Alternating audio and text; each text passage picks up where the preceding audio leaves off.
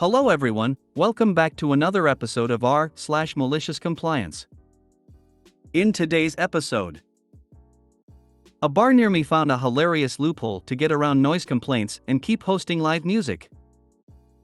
My boss is pissed we're enforcing the order given. Don't believe I have the flu? Sure, I will come in. Before we get started, make sure to subscribe so you will never miss a video.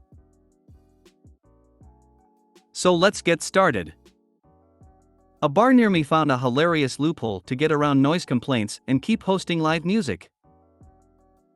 A bar in my town used to host live bands all the time, until one of the neighbors complained about the noise.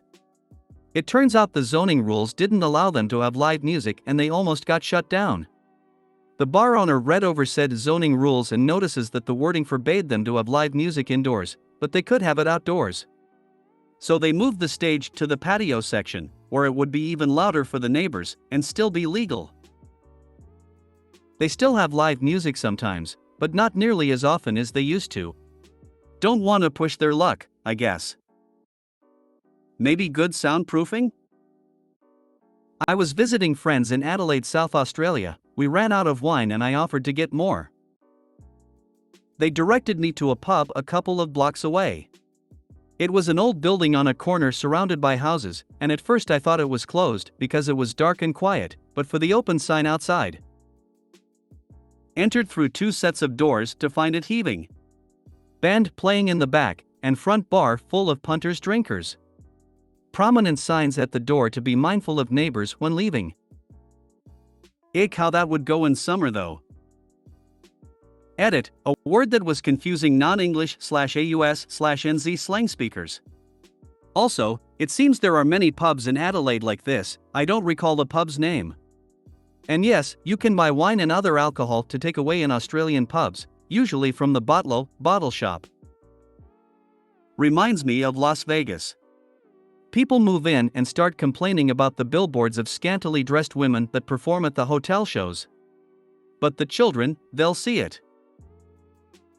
Welcome to Sin City. What happens in Vegas, stays in Vegas. They changed the slogan. What happens here, only happens here. What shits me, and this has happened and is happening in my home city, is wealthy people buying fancy apartments in or close to entertainment districts and then whining to the city about noise. And of course the city tends toward the rich people because they pay insanely high land rates to them to own said fancy apartments. Rubbish. And then complaining on Facebook that the nightlife isn't as good as it used to be. People make the same complaints when they move to the country. Oh, you bought a parcel from the family dairy farm that has been there for 100 years and you don't like the smell of cow shit and dirt on the roads from the tractors? Guess it's time to sue the farmer into oblivion. Luckily a lot of places have right to farm laws, but it still doesn't stop Karen and Dave from complaining at every town board meeting. My boss is pissed we're enforcing the order given. So I live in Colombia and our country recently reduced the weekly work hours from 48 to 42. This is supposed to happen gradually, reducing 1 hour per year. This year reduction was supposed to happen on July 15th.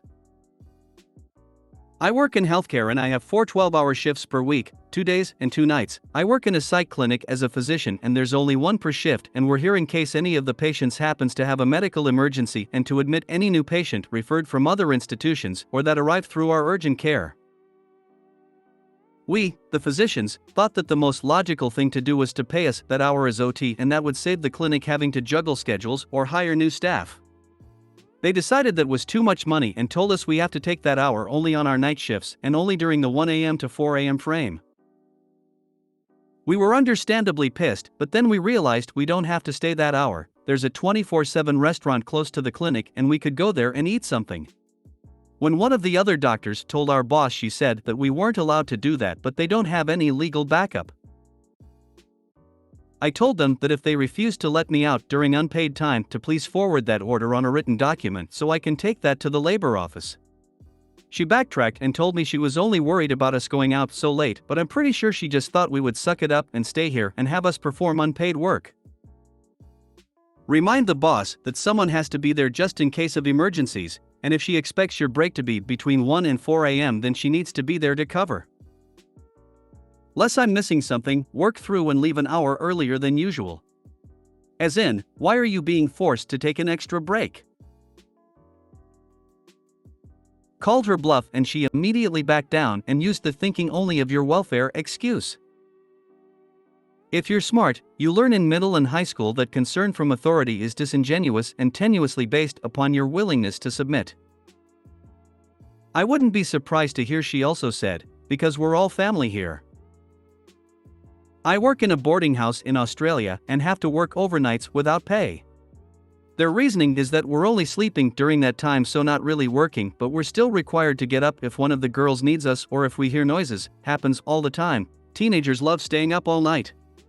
We are also not allowed to leave campus during this time as we are filling the required supervision quota.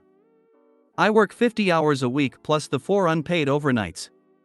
All my coworkers have accepted this for years, and I'm scared to do something about it as they will know it's me causing the issue, and the field of work I'm in is very tight-knit, so may impact my ability to find other work.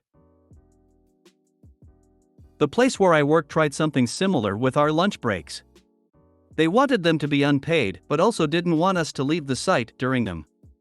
Our union got involved, and that's how we got paid lunch breaks. Don't believe I have the flu? Sure, I will come in. So, I was working at a certain brown package shipping company as a night shift supervisor in a loading area. The hub manager had a policy that if you called in, you would be told you had to come in to be assessed. I get it. Night shift starts at 9. People party, too drunk to come, want to stay with their girl, works the day and are tired. I had been spilling my guts most of the day, so was weak, dehydrated and kind of dizzy. Manager insisted I come in, see how I feel.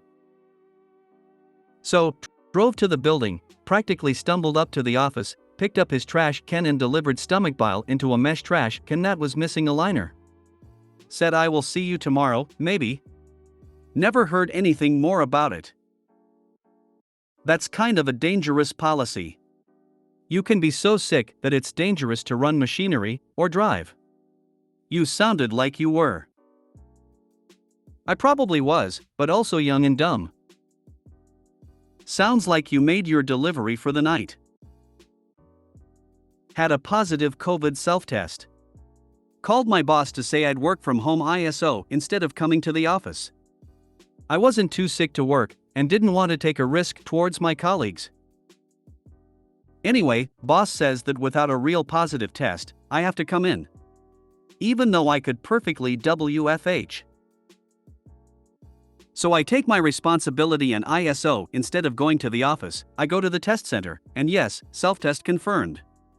The doctor offers me a note so I don't have to work all week, which I gladly accept of course. So instead of letting me WFH, I didn't work at all.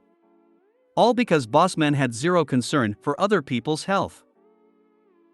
Pity you don't love somewhere with good worker protections. In many places if you turn up you need to be PID a certain minimum amount of hours.